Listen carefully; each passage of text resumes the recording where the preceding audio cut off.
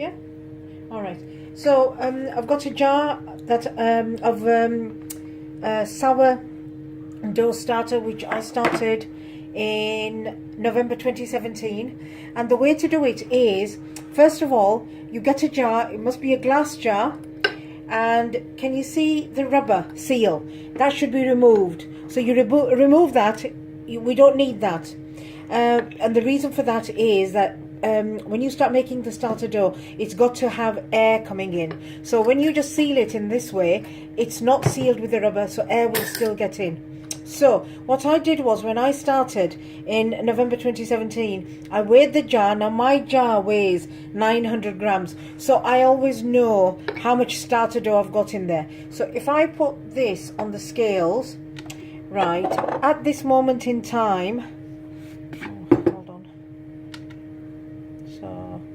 So at this moment in time, I have got 1,947 grams of sourdough. Now this sourdough is that I fed it last week, used it on the Saturday, and then put it in the fridge, because I don't make bread during the week. I only make bread at the weekend. So today's Friday. I take it out, I take the jar out, and then what I do is I stir the sourdough, and you'll see that's sort of the consistency. It's quite thin, but when I've added some more, when I feed it again and add some more flour, it should be the right consistency. But that's fine, that's okay. So what I do with this is, I am going to, this is what they call discarding the starter.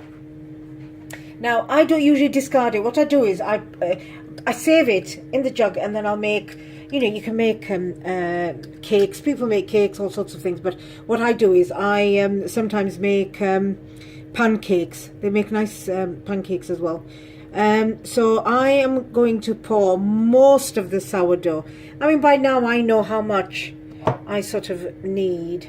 So I pour most of it in the jug.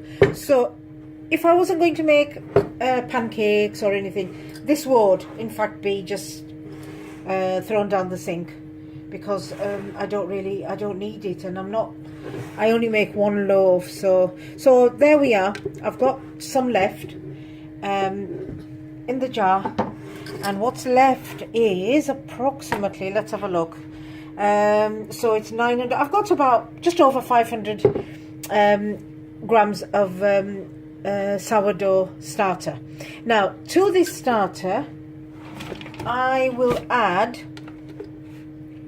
now because I need it tomorrow to make bread, today I feed it ready for tomorrow. So it's called feeding, and all we need to do is I am going to add, I'm going to add this flour. It is Allinson's strong white bread flour. So far this is the only one I use.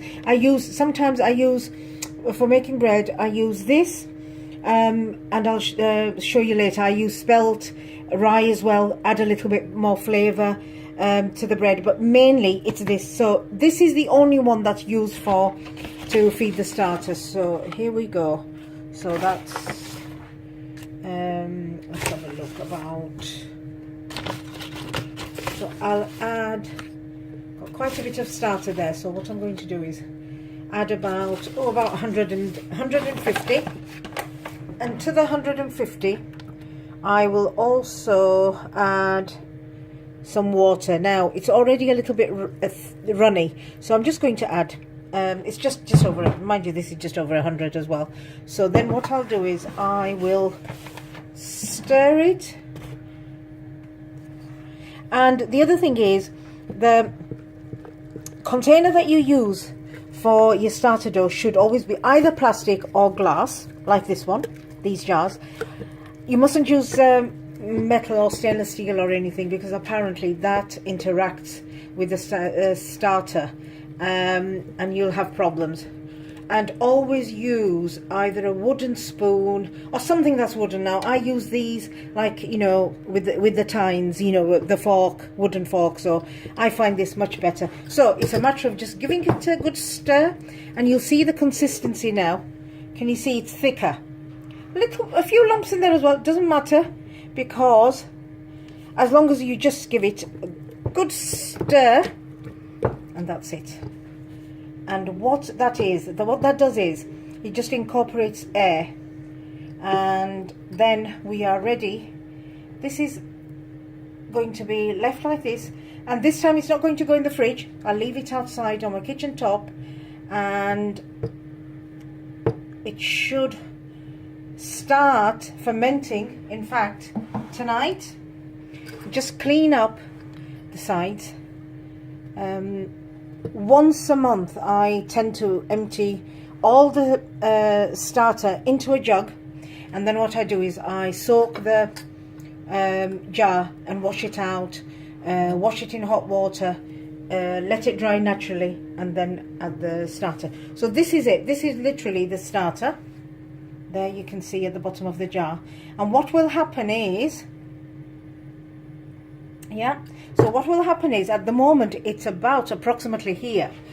By tonight, I'd say it's about nearly 7 o'clock. So by tonight it will have risen up to about there, bubbled.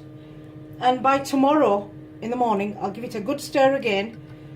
Again, it's just about incorporating air, and then it'll be ready to be used for making bread. And all I do is I just leave it on the kitchen top, and that is it. So that's your starter dough, and that's called feeding it.